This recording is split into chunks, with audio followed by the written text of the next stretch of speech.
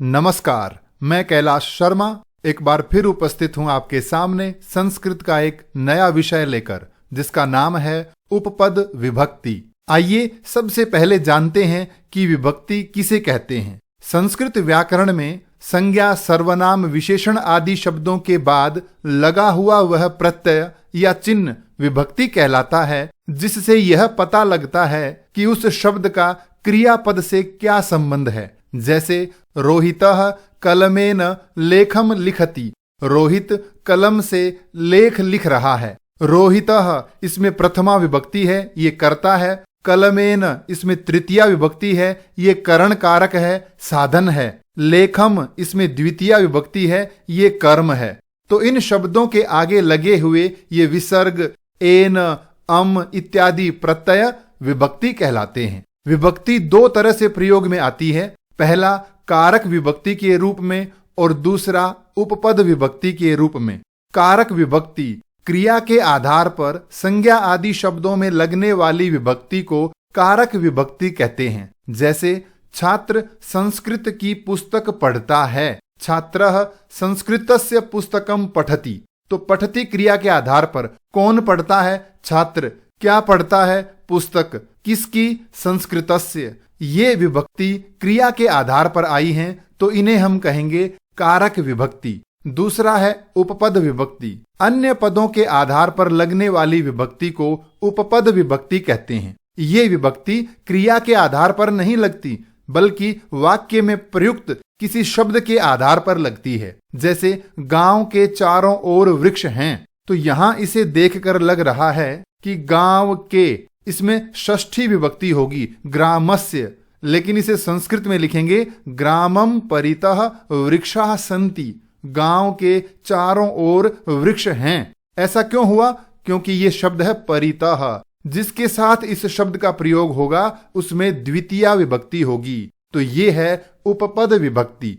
तो इसी उपपद विभक्ति को आज हम इस वीडियो के माध्यम से समझेंगे। उपपद विभक्ति को समझने से पहले हमें यह समझना है कि कारक कितने होते हैं, उनके चिन्ह क्या होते हैं, उनमें कौन सी विभक्ति होती है। जैसे कर्ता में प्रथमा विभक्ति होती है, कर्म में द्वितीया, करण में तृतीया, संप्रदान में चतुर्थी, अपादान में पंचमी, संबंध कारक में षष्ठी, अधिकरण कारक में सप्तमी, संबोधन में प्रथमा। तो इस प्रकार से 7 विभक्ति होती हैं, 8 ये कारक होते हैं। तो आइए एक एक करके हम प्रत्येक विभक्ति को समझते हैं। सबसे पहले प्रथमा विभक्ति। कर्तरी वाच्य के कर्ता में तथा कर्म वाच्य के कर्म में प्रथमा विभक्ति होती है। यानी जो कर्तरी वाच्य होता है उसके तो कर्ता में और कर्म वाच्य के कर्म में प्रथमा विभक्ति होती है। जैसे छात्रः ग्रंथम पठति, छात्र ग्रंथ पढ़ता है, तो इसमें कर्ता कौन है? छात्र, तो इसमें प्रथमा विभक्ति है। इसी तरह से कर्म वाच्य का एक उदाहरण देखते हैं। छात्रेण ग्रंथः पठ्यते, छात्र के द्वारा ग्रंथ पढ़ा जाता है। इसमें कर्ता है छात्र, कर्म वाच्य के कर्ता में तृतीया होती है और कर्म वाच्य के कर्म में प्रथमा होती है, तो यह है प्रथमा विभक्ति। इसके बाद आगे बढ़ते हैं द्वितीया विभक्ति, यानी कर्म कारक में द्वितीया होती है। तो कर्ता के सर्वाधिक अभिष्ट में, अभिष्ट कहते हैं जिसे कर्ता सबसे ज्यादा चाहता है उसमें, यानी कर्म में द्वितीया विभक्ति होती है। जैसे बालकः मोदकम पश्यति, बालक लड्डू देख रहा है, तो बालक का अभिष्ट क्या है? बालक सबसे ज्यादा किसे चाह रहा है? मोदकम, मोदक को, तो इसमें द्वितीया विभक्ति होगी। इसी तरह से छात्रः चित्रम रचयति, छात्र चित्र बना रहा है, तो कर्म क्या है? चित्रम, तो इसमें द्वितीया विभक्ति होगी। तो ये तो है साधारण द्वितीया विभक्ति जो कर्म में होती है। इसके बाद हम देखते हैं उपपद विभक्ति के वे शब्द जिनके आधार पर द्वितीया होती है। पहला है अभितः, यानी सामने, उभयतः दोनों ओर, परितः चारों ओर, समया पास, निकषा पास, धिक धिकार, प्रति की ओर, विना यानी बिना। ये ऐसे शब्द हैं जिनके साथ इन शब्दों का प्रयोग होगा उनमें द्वितीया विभक्ति होगी। जैसे विद्यालयम अभितः गृहाणि सन्ति, विद्यालय के सामने घर हैं, तो विद्यालय के सामने हम लिखना चाहें तो हमें लगेगा कि विद्यालय से लिखें, लेकिन जब अभितः शब्द आ गया तो उसके साथ जो शब्द आएगा उसमें द्वितीया विभक्ति होगी। इसी तरह से उभयतः दोनों ओर, ग्रामम उभयतः वृक्षाः सन्ति, गांव के दोनों ओर वृक्ष हैं। तो यहाँ उभयतः के साथ कौन सा शब्द है? ग्रामम, इसमें ये द्वितीय विभक्ति है। इसी प्रकार ग्रामम परितः वृक्षाः सन्ति, गांव के चारों ओर वृक्ष हैं, तो परितः के साथ जो शब्द है इसमें भी द्वितीय है। इसी प्रकार देवालयम समया उद्यानम अस्ति, मंदिर के पास बगीचा है, तो समया के साथ जो शब्द है उसमें भी द्वितीय विभक्ति होती है। इसी प्रकार विद्यालयम निकषा सरोवरः अस्ति, विद्यालय के पास सरोवर है, तो यहाँ निकषा के साथ में भी द्वितीय होगी। इसी प्रकार सह ग्रामम प्रति गच्छति, वह गांव की ओर जाता है, तो प्रति के साथ जो शब्द होगा उसमें भी द्वितीय विभक्ति होगी। इसी प्रकार है विना, पुत्रम विना माता दुखिता अस्ति, पुत्र के बिना माता दुखी है, तो यहाँ विना के साथ में जो शब्द आया उसमें भी द्वितीय। और इसी प्रकार है धिक, धिक मानी धिक्कार है, तो धिक दुर्जनम, दुर्जन को धिक्कार है, तो जिसको धिक्कार हो ऐसा लिखना हो तो उस शब्द में द्वितीय विभक्ति होगी। ये थी द्वितीय विभक्ति। अब बढ़ते हैं तृतीय विभक्ति की ओर। देखिए, जिसकी सहायता से कार्य किया जाता है उसे हम कहते हैं साधन, यानी करण कारक, तो उसमें तृतीय विभक्ति होती है। जैसे माता पुत्रम दंडेन ताड़यति, माता पुत्र को डंडे से पीट रही है, तो यहाँ पीटने का साधन क्या है? डंडा, तो इसमें तृतीय विभक्ति होगी। इसी प्रकार छात्रः कलमेन लेखम लिखति, छात्र कलम से लेख लिख रहा है, तो यहाँ लिखने का साधन क्या है? कलम, तो इसमें तृतीय विभक्ति होगी। इसी प्रकार कर्मवाच्य व भाववाच्य के कर्ता में तृतीय विभक्ति होती है। कर्तरी वाच्य के कर्ता में प्रथमा, कर्म और भाववाच्य के कर्ता में तृतीया। जैसे बालकेन जलम पीयते, बालक के द्वारा जल पिया जाता है, तो बालक में तृतीया। इसी प्रकार से तेन हस्यते, उसके द्वारा हंसा जाता है, तो इसमें तृतीया। ये तो है साधारण रूप से। अब उपपद विभक्ति के रूप में देखते हैं। कुछ शब्द हैं सह, साकम, समम, सार्धम, चारों का अर्थ है साथ। शब्द मैं दोबारा बोलता हूं, सह, साकम, समम, सार्धम, चारों का अर्थ है साथ। इसके अलावा सदृशम यानी समान, के जैसा, इन शब्दों के योग में तृतीय विभक्ति होती है। उदाहरण देखते हैं। पिता पुत्रेण सह गच्छति, पिता पुत्र के साथ जाता है, तो हमें लिखना हो जिसके साथ, उसमें तृतीय विभक्ति होगी। जैसे शिक्षकः छात्रेण साकम क्रीडति, अध्यापक छात्र के साथ खेल रहा है, तो छात्र में तृतीया। इसी प्रकार सह भोजनेन समम जलम पिबति, वह भोजन के साथ जल पी रहा है, तो भोजन में तृतीया। और इसी तरह से सीता गीतया सार्धम पठति, सीता गीता के साथ पढ़ती है, तो साथ के लिए चार शब्द हैं, चारों स से ही शुरू हो रहे हैं। सह, साकम, समम, सार्धम। पांचवा शब्द है सदृशम, जिसका अर्थ है समान, तो इसके योग में भी तृतीय विभक्ति होती है। जैसे सीतायाः मुखम चंद्रेण सदृशम अस्ति, तो जिसके समान हमें बताना हो उसमें तृतीया। तो किसके समान है? चंद्रमा के समान, तो चंद्रेण सदृशम। तृतीय विभक्ति में कुछ और शब्द हैं। अलम, विना, हीन। अलम का मतलब है निषेध, मना करना। विना यानी बिना, हीन यानी रहित, न होना। इन शब्दों के योग में भी तृतीय विभक्ति होती है। जैसे हम कहें अलम विवादेन, झगड़ा मत करो, तो ये निषेध अर्थ में है, मना करने के अर्थ में है, तो यहाँ तृतीय विभक्ति होगी। इसी तरह से अलम हसीतेन, हंसना बंद करो या मत हंसो, तो यहाँ तृतीया। इसी प्रकार विना के योग में तृतीया। जैसे रामेण विना सीता दुखिता अभवत, राम के बिना सीता दुखी हुई। जलम विना जीवनम नास्ति, पानी के बिना जीवन नहीं है। याद रहे, विना शब्द के योग में द्वितीय विभक्ति भी थी, ये तृतीया भी है और पंचमी भी होती है। इसकी चर्चा हम आगे करेंगे। अगला शब्द है हीन, यानी न होना। जैसे सह धनेन हीनः अस्ति, वह धन से हीन है यानी बिना धन वाला है। वृक्षः पत्रैः हीनः अस्ति, यह पेड़ बिना पत्तों वाला है या पत्तों से हीन है, पत्तों से रहित है। इसी प्रकार देवराजः गर्वेण हीनः यानी शून्य अस्ति, देवराज घमंड रहित है यानी घमंड नहीं करता। तो ये शब्द हैं अलम, विना, हीन।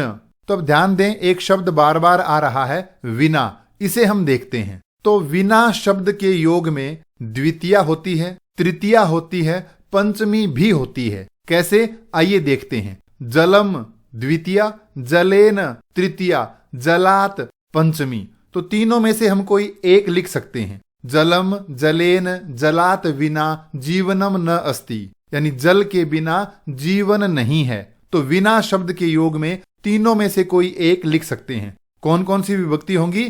द्वितीया, तृतीया, पंचमी। एक उदाहरण और देखते हैं। ज्ञानम ज्ञानेन ज्ञानात विना न मुक्ति ही, यानी ज्ञान के बिना मुक्ति नहीं है। इसी प्रकार ईश्वरम ईश्वरेण ईश्वरात विना न कोपि रक्षितुम समर्थः, ईश्वर के बिना कोई रक्षा करने में समर्थ नहीं है। तो विना के योग में द्वितीया, तृतीया, पंचमी तीनों होती हैं। तीनों में से आप कोई एक लिख सकते हैं। तो ये थी तृतीया विभक्ति। आगे बढ़ते हैं चतुर्थी विभक्ति की ओर। चतुर्थी यानी संप्रदान कारक। तो संप्रदान में चतुर्थी होती है। इसमें पहला नियम है दा धातु, दा से यच्छ भी बनता है। तो दा धातु के योग में अर्थात जिसे कुछ दिया जाए उसमें चतुर्थी होती है। जैसे राजा भिक्षुकाय वस्त्रम ददाति, राजा भिक्षुक को वस्त्र देता है। तो दा धातु आई तो जिसको कुछ दिया जाए उसमें चतुर्थी। इसी प्रकार शिक्षकः छात्राय पुस्तकम यच्छति, अध्यापक छात्र को पुस्तक देता है। तो किसे देता है? छात्र को। तो छात्र में चतुर्थी। अगला शब्द है अलम। अलम यानी पर्याप्त होना अर्थात समर्थ होना। अगर ये पर्याप्त या समर्थ अर्थ में है तो इसमें चतुर्थी होगी, और मना करने के योग में है तो तृतीया होगी। उदाहरण देखते हैं। दैत्यभ्यः हरिः अलम, राक्षसों के लिए विष्णु पर्याप्त हैं। तो यहां राक्षसों के लिए, तो इनमें चतुर्थी। इसी प्रकार शत्रुभ्यः महाराणा प्रतापः अलम, दुश्मनों के लिए महाराणा प्रताप पर्याप्त हैं, समर्थ हैं। अगर मना करने के योग में हो, जैसे हंसना बंद करो या हंसना मना है, तो अलम हसीतेन, वहां तृतीया होगी, और पर्याप्त या समर्थ अर्थ में चतुर्थी होगी। चतुर्थी विभक्ति में कुछ और शब्द देखते हैं। यहां कुछ धातुएं दी हुई हैं जिनके योग में चतुर्थी विभक्ति होती है। पहली है रुच धातु, अच्छा लगना। तो जिसको कुछ अच्छा लगे उसमें चतुर्थी विभक्ति होगी। जैसे बालकाय मोदकम रोचते, बालक को लड्डू अच्छा लगता है। तो किसको अच्छा लगता है? बालक को। तो बालक में चतुर्थी। इसी प्रकार है क्रुद्ध धातु, क्रोध करना। तो जिस पर क्रोध किया जाए उसमें चतुर्थी। जैसे स्वामी सेवकाय क्रुध्यति, स्वामी सेवक पर क्रोध करता है। क्रोध करने के अर्थ में एक और धातु है कुप धातु, यानी क्रोध करना। इसके योग में भी चतुर्थी विभक्ति होती है। जैसे माता पुत्राय कुप्यति, माता पुत्र पर क्रोध करती है। तो पुत्र में चतुर्थी। इसी प्रकार है नमः शब्द है, नमः यानी नमस्कार करना। तो जिसको नमस्कार किया जाएगा उसमें चतुर्थी। जैसे शिवाय नमः, भगवान शिव को नमस्कार। भगवान गणेश को लिखेंगे तो गणेशाय नमः, गुरु को लिखेंगे तो गुरवे नमः। तो नमः के योग में चतुर्थी। इसी प्रकार है स्वस्ति यानी कल्याण हो। तो जिनका हम कल्याण चाहेंगे उसमें चतुर्थी। छात्रेभ्यः स्वस्ति, छात्रों का कल्याण हो। तो छात्र में चतुर्थी। ये है चतुर्थी विभक्ति। आगे बढ़ते हैं पंचमी विभक्ति की ओर। पंचमी यानी अपादान कारक, अर्थात जिससे अलग हो, जिस व्यक्ति, वस्तु या स्थान से कुछ अलग हो रहा हो, तो अलग होने वाले स्थान में पंचमी विभक्ति होगी। जैसे वृक्षात फलम पतति, वृक्ष से फल गिरता है। तो फल कहां से अलग हो रहा है? वृक्ष से। तो वृक्ष में पंचमी। जैसे सह गृहात विद्यालयम गच्छति, वह घर से विद्यालय जाता है। तो वह ये अलग कहां से हो रहा है? घर से। तो घर में पंचमी। अब कुछ ऐसे विशेष शब्द हैं जिनके योग में पंचमी होती है, उन्हें देखते हैं। पहला है बही यानी बाहर। तो जिसके बाहर हमें ऐसा बताना हो उस शब्द में पंचमी। जैसे बालकः गृहात् बहि क्रीडति, बालक घर से बाहर खेल रहा है। तो घर से तो गृहात्। इसी प्रकार है ऋते, जिसका अर्थ होता है बिना। ज्ञानात् ऋते न सुखम, ज्ञान के बिना सुख नहीं है। तो इसमें पंचमी। इसी प्रकार है विना। इस शब्द को हम 2-3 बार पढ़ चुके हैं कि इसके योग में द्वितीया, तृतीया और पंचमी होती है। जैसे धनात् विना सुखम नास्ति, धन के बिना सुख नहीं है। तो हम लिख सकते हैं धनम विना, धनेन विना, धनात् विना। तीनों ही सही होंगे। पंचमी के कुछ और उदाहरण देखते हैं। 2 धातुएं हैं। पहली है भी धातु, डरना। दूसरी है रक्ष धातु, रक्षा करना। तो जिससे भय हो, जिससे डर लगे उसमें, और जिससे रक्षा की जाए उसमें पंचमी होती है। जैसे बालकः सिंहात बिभेति, बालक शेर से डरता है। तो किससे है डर? शेर से। तो सिंह शब्द में पंचमी। इसी तरह से छात्राः सर्पात् बिभ्यति, छात्र सांप से डर रहे हैं। ये बहुवचन रूप है। तो सांप से, तो यहां सर्प में पंचमी। इसी प्रकार है मुनि चोरात रक्षति, मुनि चोर से रक्षा करता है। तो जिससे रक्षा की जाए उसमें पंचमी। एक उदाहरण और देखते हैं। सैनिकाः शत्रुभ्यः देशम रक्षन्ति, सैनिक शत्रुओं से देश की रक्षा करते हैं। तो रक्षा किससे कर रहे हैं? शत्रुओं से। तो शत्रु शब्द में पंचमी। यह है पंचमी विभक्ति। आगे बढ़ते हैं षष्ठी की ओर। षष्ठी यानी संबंध कारक। संबंध में षष्ठी विभक्ति होती है। जैसे छात्रः संस्कृतस्य पुस्तकं पठति, छात्र संस्कृत की पुस्तक पढ़ता है। तो पुस्तक किसकी है? संस्कृत की। तो इसमें षष्ठी। इसी प्रकार रामस्य भ्राता लक्ष्मणः अस्ति, राम के भाई लक्ष्मण हैं। तो राम के, तो राम में षष्ठी। अगला नियम है अनेक में एक का निर्धारण करने में, यानी अनेक लोगों में से, वस्तुओं में से, स्थानों में से किसी एक को चुना जाए तो वहां षष्ठी और सप्तमी दोनों होती हैं। हम दोनों में से कोई एक लिख सकते हैं। जैसे कविनाम कविषु कालिदासः श्रेष्ठः, यानी कवियों में कालिदास श्रेष्ठ हैं। तो हम कवि नाम लिख सकते हैं या कविषु लिख सकते हैं, दोनों ही सही होंगे। क्योंकि समूह में से एक को श्रेष्ठ बताने में, एक को चुनने में या एक का निर्धारण करने में षष्ठी और सप्तमी दोनों होती हैं। एक उदाहरण और देखते हैं। छात्राणाम छात्रेषु मोहनः पटुतमः, छात्रों में मोहन श्रेष्ठ है, चतुर है। तो षष्ठी और सप्तमी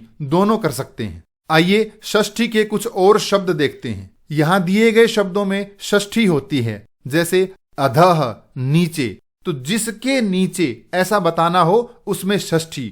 जैसे वृक्षस्य अधः श्रमिकः शेते, पेड़ के नीचे मजदूर सो रहा है। तो पेड़ के नीचे, तो वृक्षस्य अधः। इसी प्रकार ऊपरी यानी ऊपर, तो वृक्षस्य ऊपरी खगाः कूजन्ति, पेड़ के ऊपर पक्षी चहक रहे हैं। इसी प्रकार पुरतः सामने, गृहस्य पुरतः उद्यानम अस्ति, घर के सामने बगीचा है। इसी तरह शब्द है पृष्ठतः यानी पीछे, तो गृहस्य पृष्ठतः सरोवरः अस्ति, घर के पीछे तालाब है। इसी प्रकार है बाईं ओर यानी वामतः, तो वाक्य है राकेशस्य वामतः मोहनः तिष्ठति, राकेश के बाईं ओर मोहन बैठा है। तो बाईं ओर इसके लिए शब्द है वामतः, इसमें भी षष्ठी। और दाईं ओर यानी दक्षिणतः, तो सीतायाः दक्षिणतः रामः अस्ति, सीता के दाहिनी ओर राम हैं। तो षष्ठी में जो शब्द हैं उन पर ध्यान दीजिए। अधः नीचे, ऊपरी ऊपर, पुरतः सामने, पृष्ठतः पीछे, वामतः बाईं ओर, दक्षिणतः दाहिनी ओर, इन सब में षष्ठी होती है। तो ये है षष्ठी विभक्ति। आगे बढ़ते हैं सप्तमी की ओर। सप्तमी यानी अधिकरण। अर्थात अधिकरण में यानी आधार में सप्तमी होती है। यहाँ आधार का अर्थ है जहां पर रहकर, बैठकर, खड़े होकर कोई क्रिया की जाए, तो क्रिया का जो आधार है उसमें सप्तमी। जैसे नृपः सिंहासने तिष्ठति, राजा सिंहासन पर बैठता है, तो बैठने की क्रिया कहाँ हो रही है? सिंहासन पर, तो सिंहासन में सप्तमी। इसी तरह से कक्षायाम छात्राः पठन्ति, कक्षा में छात्र पढ़ रहे हैं, तो पढ़ने की क्रिया कहाँ हो रही है? कक्षा में, तो यहाँ सप्तमी। अगला नियम है स्नेह धातु यानी स्नेह करना, इसके योग में सप्तमी होती है। जैसे माता पुत्रे स्नेहति, माता पुत्र से स्नेह करती है, तो जिससे स्नेह किया जाए उसमें सप्तमी। एक उदाहरण और देखते हैं, गुरु शिष्ये स्नीयति, गुरु शिष्य से स्नेह करता है, तो जिससे स्नेह किया जाए, स्नेह धातु का प्रयोग हो तो उसमें सप्तमी। सप्तमी में कुछ और शब्द हैं, प्रवीण, निपुण, कुशल, पटु, सबका अर्थ एक ही है, कुशल, दक्ष या चतुर। एक धातु है विश्वस यानी विश्वास करना, इनके योग में सप्तमी होती है। जैसे सह वीणायाम प्रवीणः, वह वीणा बजाने में प्रवीण है, कुशल है, दक्ष है। इसी प्रकार सह मल्ल युद्धे निपुणः अस्ति, वह कुश्ती में निपुण है, दक्ष है, चतुर है। इसी प्रकार रोहनः कार्ये कुशलः अस्ति, रोहन कार्य करने में कुशल है। अब है विश्वस धातु, जैसे सह स्वमित्रे विश्वसिति, वह अपने मित्र पर विश्वास करता है। इसे हम इस प्रकार भी लिख सकते हैं, महेशस्य स्वमित्रे विश्वासः अस्ति, महेश का अपने मित्र पर विश्वास है। तो विश्वस धातु या विश्वास करना, इसके योग में सप्तमी होती है। एक शब्द है पटुः, छात्रेषु महेशः पटुः अस्ति, छात्रों में महेश चतुर है। तो इस प्रकार पटुः शब्द के योग में सप्तमी होती है। तो छात्रों में चतुर है, तो महेशः छात्रेषु पटुः अस्ति, महेश सभी छात्रों में पटु है, चतुर है, कुशल है। तो प्रिय विद्यार्थियों, ये था उपपद विभक्ति। उपपद विभक्ति से संबंधित कोई भी प्रश्न हो तो कृपया कमेंट्स में लिखकर अवश्य पूछें। धन्यवाद।